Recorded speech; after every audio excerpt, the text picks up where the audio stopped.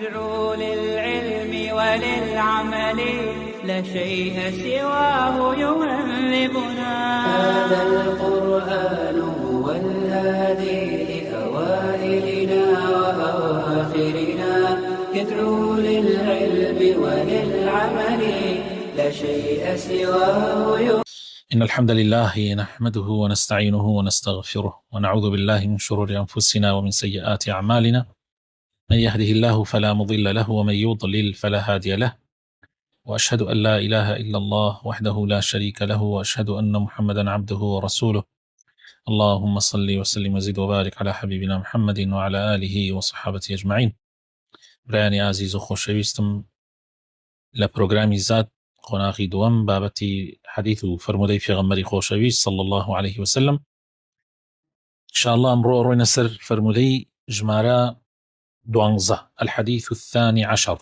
فرموا سوران. عن معاوية رضي الله عنه قال: سمعت النبي صلى الله عليه وسلم يقول: من يرد الله به خيرا يفقهه في الدين،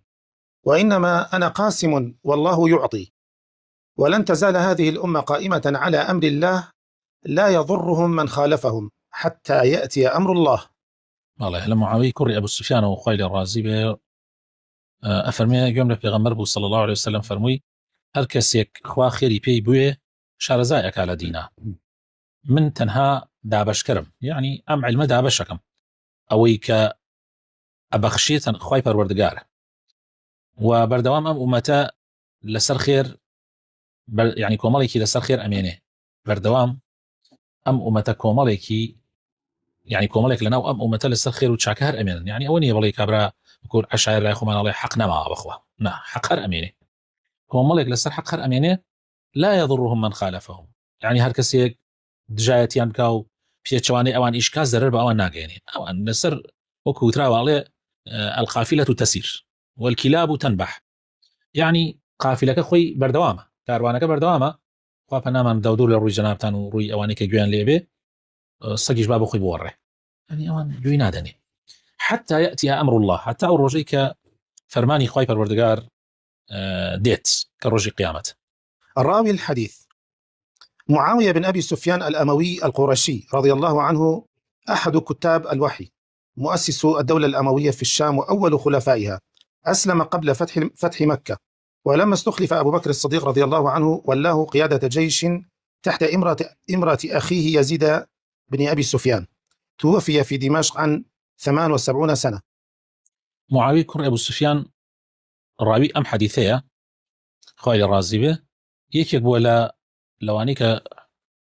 وحی پێغەمبەری خوا، یعنی وحی ئەو وحی کە بۆ پێغەمبەری خوا ئاهات ئەی نووسیوە، یعنی قورئان نووسیوە، یەکێکە لە نووسەرانی قورئان، دامەزرێنەری دەوڵەتی ئەمەویە لە شام، پاشەوەی خلافەی ڕاشدی کۆتایی پێ هات، ئیمامی عەلی شەهید بوو بە دەستی خەوارجەکان، حەسەنی کوڕی بوو بە جێنشین، حەسەن و معاویە اتفاقیان کرد لەسەر ئەوەی کەوا خلافة تسليم بمعاوية بكا، بويا معاوية يكم خليفي أموية دولة أموي لشامش هاي تختكيبو، يعني لدمشق.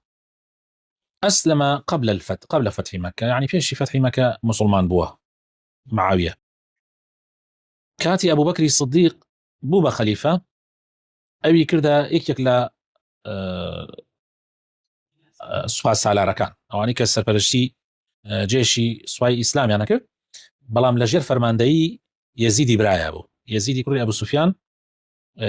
قیادەی سەرەکیە کرد، ئەمیش یەکێک بوو لە فەرماندەکانی ژەردەسی ئەو. لە ساڵی 60 والله أعلم 60 یا 61 کۆچی وەفاتەکە، تەمەنی 78 ساڵ بووە ئەو کاتە.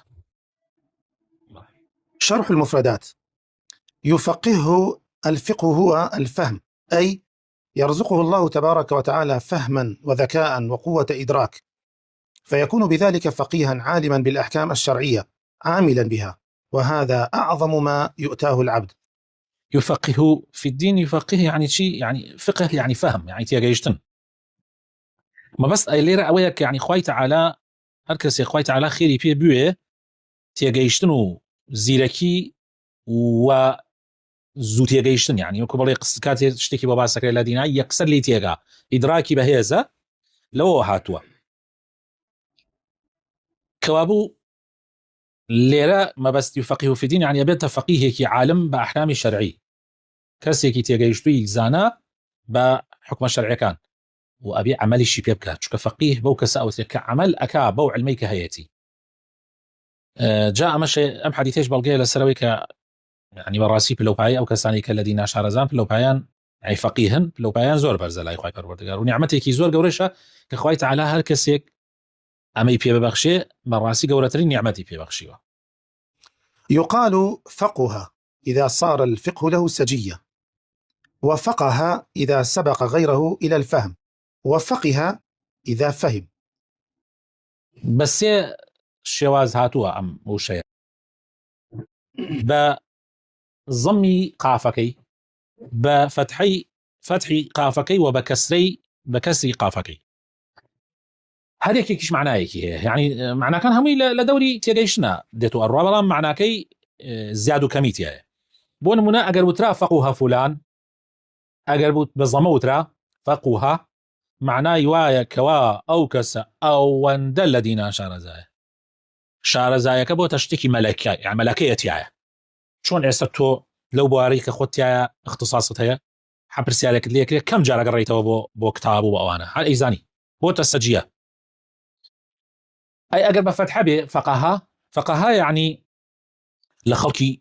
تربية شوتو ترى لو بواره يعني الفهم. لفهمك يا فهمي أم بيشي فهمي خلق تركوتوها يعني ما توزي درجة كم ترى. أي أجر وترى فقهها يعني تيجيش كابو فقهها بكسرة هنقول سبحان الله إنكش آواتانية ترتيبك واعي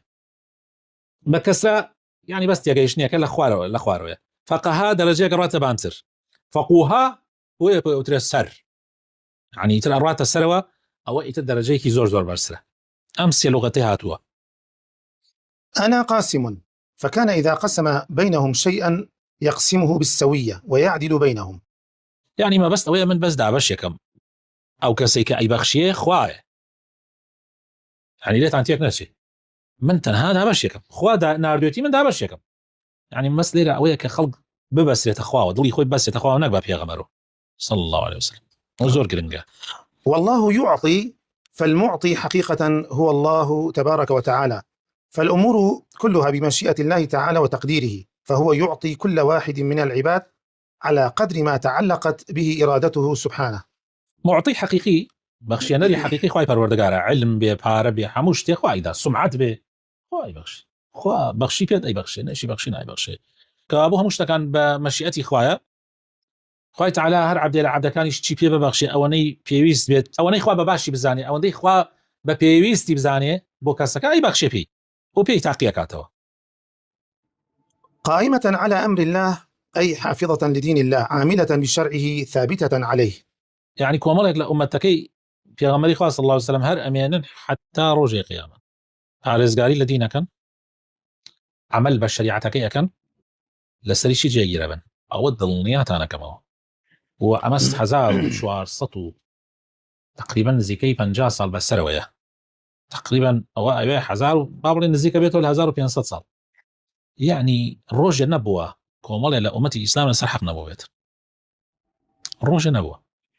جاري واحد أو أن دين أكبر تنبوتوا أو أن كم بوتوا أو أن زختي ليك راوة وتكسنا مني واتزاني تركسنا مني والله حرب معه دواي أو تنية سيرك بيرجع بلا واقع لا عندي أولاد لولاتاني كالشيوعية لاتحاد السوفيتي يعني كوتبر دولتي الاتحاد السوفيتي واي بيهاد لسر زويا كس يكنا أبو عبادتي خوابك لا لولاتاني الاتحاد السوفيتي لسر زوي يكسنا أبو نيوشبك الرواية نزاني حكومتي شيوعي الاتحاد السوفيتي واي أزاني يكسنا معه مسلماني تومز أمل لجير زويوا مزقا وجمعة جماعات عبادات تقريبا بي أوي سروا بزاني كاتيك أو دولتنا ما روخا لنا وتدو خلق وابو درجو ريش أو ندريج بحقس بيو بشرت الريش ممنوع أو هم محافظ قرآن أو هم محافظ قرآن رجال زوي درجو أروع عجائب أنا هم دينا بردوام خلقاني كتير أميني حتى روج قيامت أتوان بلا منها هموش يعني كولات إسلامي في جيش بها أميني دقمان أميني مستحيلة لا أسبانيا يا ماو لا أسبانيا يعني هل لسر حق كومالي خلق معه ك كنترول كرا يعني طبعا بلا من اللاني مسيحي كانوا تفتيشه حتى يأتي أمر الله أي يوم القيامة ما بس روش قيامة التكني بأبي القاسم ناونانت بأبي القاسم ما بس بحديثك كلمة قاسمة كي في غمر فرم من قاسمة ليرة هر وكو هست يعني هنا كثير تشابه كيا يبروني كاتو دروس إنسان بري من يعني لا يقول ابن أبو القاسم وبزم من شنو يتري شباس ما كردوا أجر هلا نبى بلى عن أبي هريرة رضي الله عنه أن النبي صلى الله عليه وسلم قال تسموا باسمي ولا تكتنوا بكنيتي متفق عليه والمقصود به النهي عن التكني بكنيته حال حياته خشية أن ينادى غيره بهذه الكنية فيظن صلى الله عليه وسلم أنه هو المراد أما بعد موته صلى الله عليه وسلم فالصحيح جوازه فقد أخرج أحمد وأبو داود والحاكم وصححه من حديث علي رضي الله عنه أنه قال قلت يا رسول الله إن ولد لي من بعدك ولد أسميه باسمك وأكنيه بكنيتك قال نعم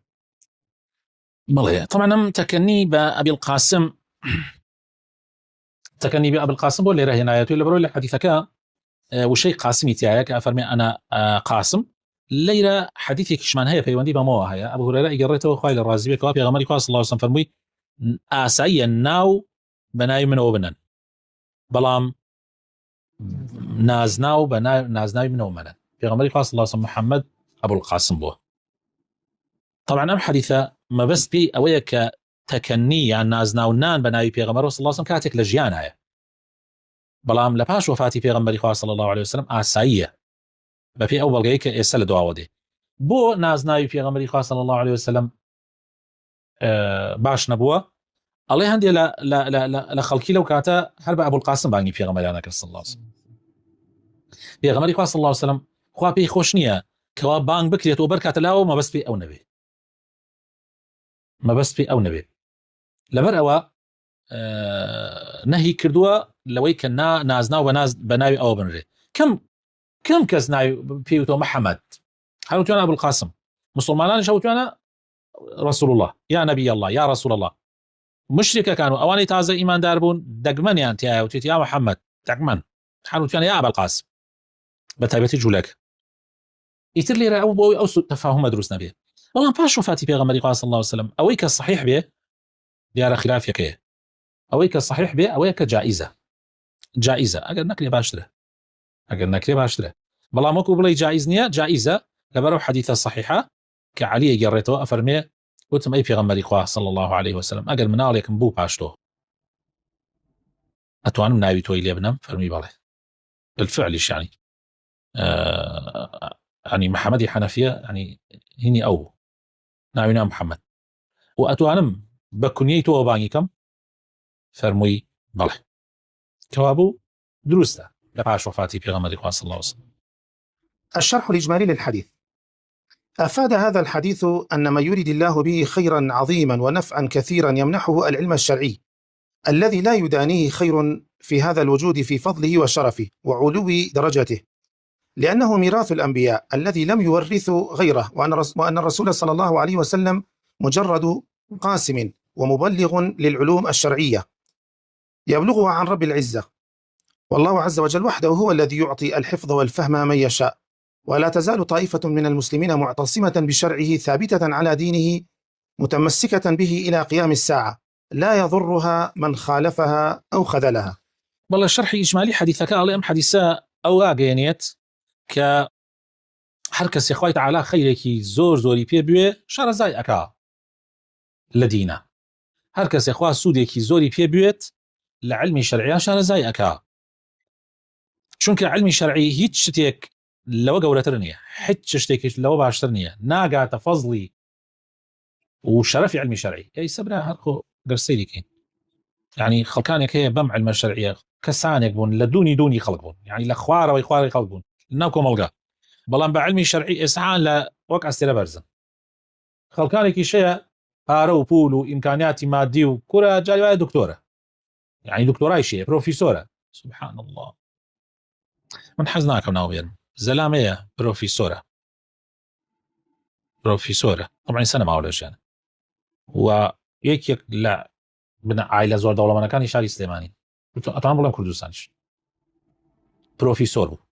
کەسایەتێکی زۆر هین بوو بەڵام بێدین بوو خۆ باوکیشی مەلایەکی گەورە بوو بەڵام بێدین بوو خۆی بێدین سبحان الله چەنێ باوکی گەورە بوو بەڵام خۆدا بەزیە خوارد کەسان نایناسی لەوانەیە ناوەکەی بڵێم زۆربەتان نەیناسن ئیلا کەمتان نەبێ ئەوەی کە لە زانکۆ خوێندێتی و لە ژێردەستا تەلەبە بووە مەگەر ئەوە بیناسی بەڵام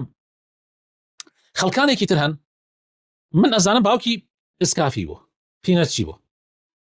ئیسەش باوکی هەر فەقیرە و براکانی هەر پینەچین و فەقیرن و ئیسەش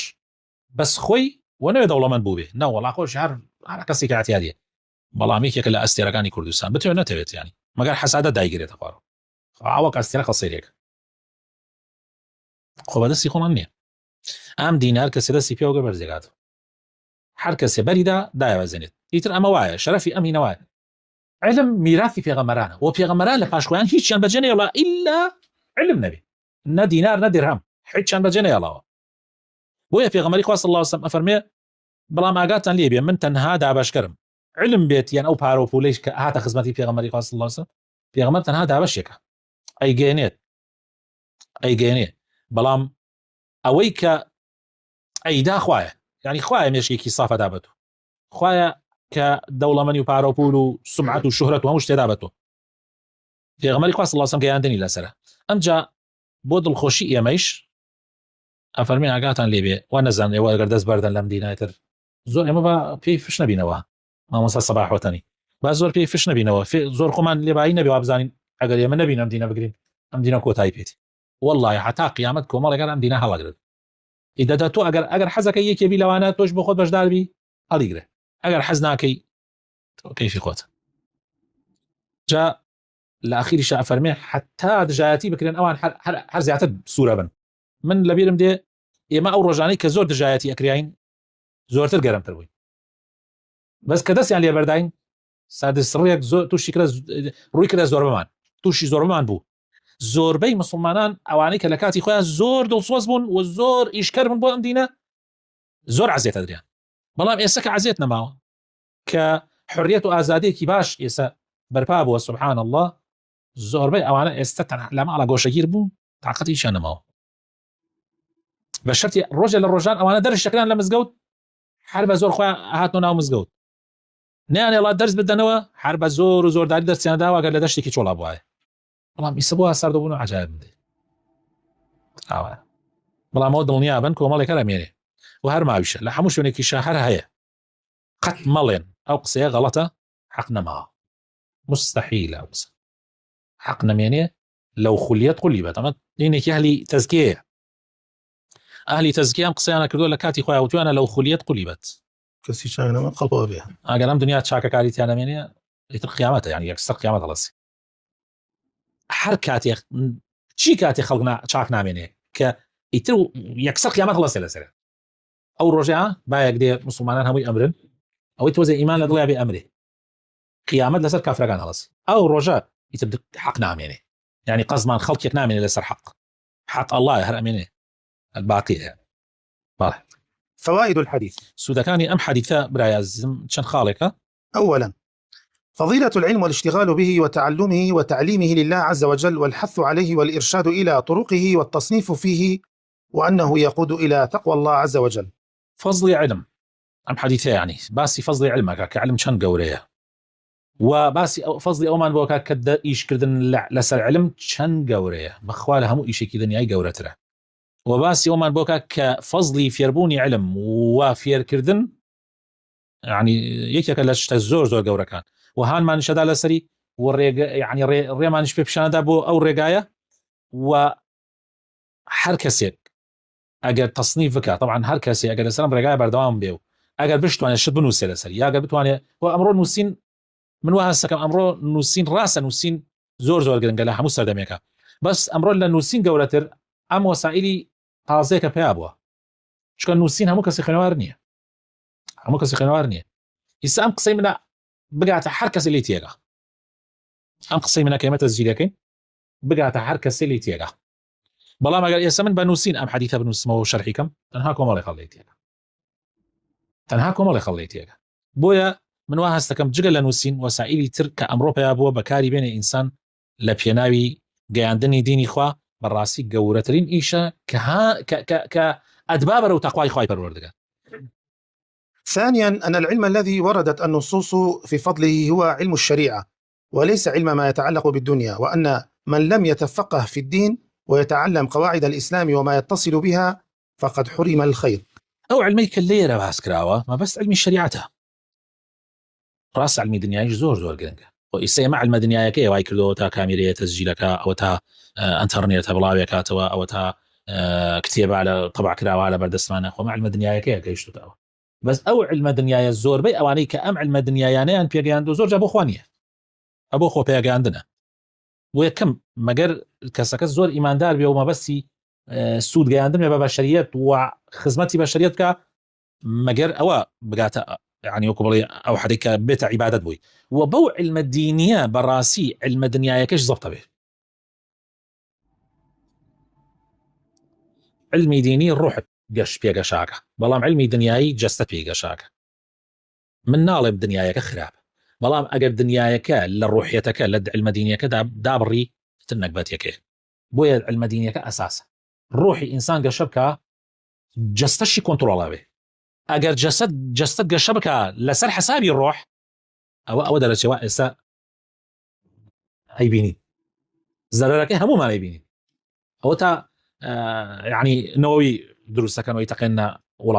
ولاتك يعني ترى أو تا دين خير وخيراتي ولاتاني ترزوتك أو تا دين يعني أمهم خرافك يبيني لسر زاوية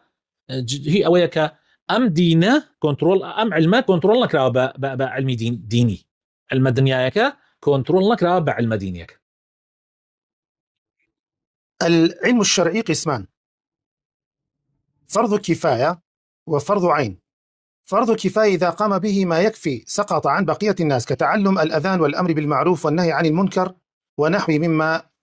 تحفظ به الشريعة. فرض عين يجب على كل إنسان أن يتعلمه مثل ما يحتاج إليه في أمور دينه التوحيد ونواقض الإسلام والبدع وكالطهارة والصلاة والصوم إلى آخره. علمي الشرعي دوانا خوش يستكان ما بابتش هالقرنقة يعني زانيني علمي الشرعي فرض كفاية معناه وفرض عين معناه. فرض عين أويا بيويس تحمو تاك خلقي بيزاني تاك خلقي بيزاني بون منا مسرع عقيدة حمو معناه بيزاني حتى بيربيا يكو بيرجني أويك الإسلام در معناك حمو معناه بيزاني مسائل بدع حمو معناه بيزاني مسألة دزنيج وطارات وغسل أمانة حمو إبا بيزاني حتى عافرتك بيرجن إبا بيزاني نيوج والرجو شي بطالكاتو كاتكاني شونتكي يعني ما حمو كسبب بيزاني أم في فرض عيب أي فرض كفاية أو علماني كفرض كفاية كوماليك أجر مسلمان بيزانا لسبعة كمان أكبر أجر كافي بن بونو منا باندان كوماليك مثلا باندان بريكو بيكي لسر باقي مسلمان أكبر بقى. من فوائد الحديث ثالثا أن الفقه في الدين ليس هو العلم فقط بل العلم والعمل. أما من علم ولم يعمل فليس بفقيه بل يسمى قارئا، ولهذا حذر السلف من كثرة القراء وقلة الفقهاء، فقال عبد الله بن مسعود رضي الله عنه: كيف بكم إذا كثر قراءكم وقل فقهاؤكم؟ الله علم أجر عملي بيه بكي بيه وتري فقط أجر عملي بيه نكي بيه أو تري قراءة أو كسانيك علم كان ورقرتو عمليان بيكرت بو بنا بعلميكي عامل أو فقيها بلام أوانيك علم كان ورقرتو عمليان بينك أو أنا بس قارئا بويا عبد الله كوري مسعود أفرمي حالتان شونا بلو رجيك قراء زورة بس فقهاء كمن رجيك قراء زورة يعني خلط زور قصة عقاو أشت الزانية وعلم الزانية أمانة بلام عمل بيكركاني أو علم كمن بلام. رابعا أن الاشتغال بالعلم أفضل من الاشتغال بنوافل العبادات كالصلاة والصوم والتسبيح، لأن نفع العلم يعم صاحبه والمسلمين بعكس النوافل المذكورة فنفعها قاصر على صاحبها، ولأن العلماء ورثة الأنبياء والعابد ليس كذلك، ولأن العابد تابع للعالم مقتد به مقلد له في عبادته، ولأن العلم تبقى فائدته وأثره بعد صاحبه، والنوافل تنقطع بموت صاحبها. الله مشغولون بعلموا لن يجي سنة شاكترة لن يجي سنة للرجوع سنة للصدقة سنة لەمانە چاکترە چونکە نەف سوودی علم چونکە سوودی علم کابرا بۆ خۆشی سوودەیە بۆ خەڵکیشی سوودەکە بۆ خەڵکی تریشە بەڵام نوێژەکە بەس بۆ خۆت ڕۆژۆکە بەس بۆ خۆتە اینجا علەما وەرەسەی پێغەمبەرانن بەڵام عابد وەرەسەی پێغەمبەر نییە عابد يعني وەکە عیبادەتەکە شوێنی عالم کەوتووە يعني ئەگەر عالم نەبێ عابد شوێن کیەکەوێ شوێن شەیتانەکە اتخذ الناس رؤوسا جهالا فضلوا وأضلوا ئەمجا خۆشی پسەکانم علم سوودەکەی ئەمێنێ لە پاش مردنیش هەر بەردەوامە تۆ کەسێک فێری دینەکەی فێری شتێکەکەی حتا ئەو عملی پێ بکە بۆ تۆ خێرەکەی تێ حتا ئەو عملی پێ بکە بۆ تۆ خێرەکەی تێ بە بەردەوامی ئەو خێرە بەردەوامە بەڵام عیبادەت ئێستا تۆ نوێژی سونەتت کردووە ئەو ڕۆژەی ئەمری تر نوێژی سونەتەکە کۆتای بێت جا ئەمەش زۆر گرنگە. خامسا أن هذه الأمة تبقى على الخير والحق لا يضرها من خالفها، ويتمثل ذلك في الطائفة المنصورة الذين يبقون على هدي النبي صلى الله عليه وسلم لا يخرجون عليه ببدعة في المعتقد أو بدعة في العمل. دائما كومالك لم أمثل السرحق أمانيتها بەرامبەرەکانیان کە دژایەتیانەکەن هیچ زەرەر بەمان ناگەێنێ یعنی زەرەر لە چی ناگەێن لەوانەیە بیشیان کوژن بەس ناتوانن لە ڕێگا لایاندەن ئەم طائفەیە پیانەوتێت طائفەی منسوورە یعنی بە بەردەوام خوای گەورە سەرخسەریان نەخا ئەگەر بشیان کوژن شەهیدیشیان کەن هەست سەرکەوتنە چونکە عەقیدەکە ئەمێنێتەوە ئەوەی کە هەیانە بەردەوامە ڕوا لە شوێنەکە ناکوژێتەوە. بەڵێ. ووجه خيرية الفقه في الدين إذا لازمه العمل أن كثير من حركات وسكنات المتفقه في الدين تكون على السنة، وهذا خير كبير لا يحصيه إلا الله ولا يعلمه إلا من امتن الله عليه بالفقه في الدين والعمل به. بله الله وجه خيريتي فقه في الدين أجر لقل يا عملها به يعني أجر تو فقيه بيتو يعني علمتها به ولقل يا عمل الشباب كي حرشي حركات والسكنات تيا حرشي جولو وستانتها حموی لەسەر سنەتی پێغەمبەر ئەبێ صلی الله عليه وسلم و ئەمەش خێرێکی زۆر گەورەیە تۆ لەسەر ئەو ڕاستە ڕێگایبی لە چی شوێنە پێغەمبەر ڕێی کردو تۆ ڕێ بکەی لە چی شوێنە پێغەمبەر وەستاوە تۆ ئەوەستی ئەو چی کردو تۆ شوێن پێ ئەگریتە بەرجا لەمە گەورەتر قەت هەیە بەڵام ئەگەر هەر تەنها علمێک بێ و عەمەلی لەگەڵا نەبێیترەوە سوودی نییە. سادسا أن العلم بالشرع والعمل به ونشره جهاد في سبيل الله، ولا فرق بين المجاهد الذي يجاهد بسلاحه وبين طالب العلم الذي يجاهد بعلمه، فكل منهما يعمل في سبيل الله وبيان شريعة الله لعباد الله، غير أن الفرق بينهما كبير، فالجهاد في سبيل الله وسيلة لنشر وإيصال دين الله وليس غاية، بخلاف العلم فهو غاية في ذاته فيبقى مطلوبا بكل حال. حاڵی شەشەم و ئەخیر ئەڵێ شارەزابوون لە شەریعەتی خوا و کارپێکردنی و بڵاوکردنەوەی جیهادە لە پێناوی خوایە. فرق نییە لە بینی کەس کابرای مجاهید ئەوەی کە غەزاکە لە پێناوی خوایە بە سیلاحەکەی دیفاع لە ئیسلامەکە دیفاع لە حەقەکە لەگەڵ کابرایەکە کە بە قەڵەمەکەی خەریکی علمە فرق نییە یعنی ئەوە بۆ خوا ئیشەکە ئەمیش بۆ خوا ئیشەکە بەڵام فەرقەکە لە چیایە یعنی هەردوو لە بۆ خوا ئیشەکەن بەڵام فەرقەکە لەوەیە جیهاد لە پێناوی خوایە وەسیلەیە بۆ بڵاوکردنەوەی دینی خوا و گەیاندنی دینی خوا بە خەڵکی غایە نییە خۆی بۆ خۆی مەبەست نییە بەڵام علمی شەرعی خۆی بۆ خۆی مەبەستە خۆی لە خودی خۆیان مەبەستە لە هەموو کاتێکات و پێویستت پێیەتی ئیسە جیهاد هەنێ جارەیە تەواو ئەوەستێ ئیشەکەی خۆتت کرد و وەستای تاو لەوانەیە ساڵانێکی زۆر جیهاد نەکرێ بەڵام علم لە هەموو دەقە و لە هەموو ساتێکە ئەبێ بەردەوام بێ بۆیە ضرورەتی علم یعنی ناڵێم جیهاد زۆر ضرورە بەڵام فەرقەکان ئەوەیە ئەبێ بزانین کە علمەکە خۆی لە خۆیان مەبەستە بەڵام جیهادەکە ئامرازێکە بۆ ئەو مەبەستە ئامرازەکە یعنی وەسیلەیەکە بۆ گەیشتن بەوەی کە دینی خوا بگەێنی بۆی کە ڕێگر لادەی لە بەردەمی دینی خوای پەروەردگار داواکارم خوای پەروەردگار بخاتە ناوجوانەکانی خۆی لەو کەسانەمان بگێڕێکە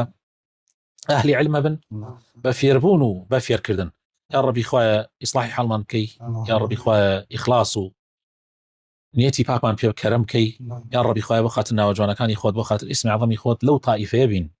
کە پێغەمبەرەکەت فەرموویەتی ئێمەش بەشێک بین لەوانە بەوەی کە دینی خوا زیندوو بکەینەوە وصلى اللهم وبارك على حبيبنا محمد وعلى آله وصحابته أجمعين.